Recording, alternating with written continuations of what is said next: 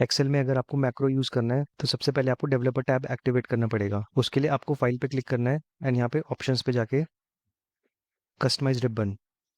Now यहाँ पे नीचे स्क्रॉल करके आप डेवलपर टैब के चेकबॉक्स को क्लिक करें एंड ओके प्रेस कर दीजिए। अब आप देख सकते हो यहाँ पे डेवलपर टैब ऐड हो गया है। नाउ इस पे क्लिक करके रिकॉर्ड मैक्रो पे क्लिक करो एंड यहाँ पे कोई भी नेम दे दीजिए, फॉर एग्जांपल फॉर्मेटिंग, एंड यहाँ से आप शॉर्टकट साइन कर सकते हो। ये करने के बाद ओके, अब रिकॉर्डिंग ऑन हो गई है। नाउ अपने डेटा में जो भी फॉर्मेटिंग करनी है आप यहाँ से चेंज कर दीजिए।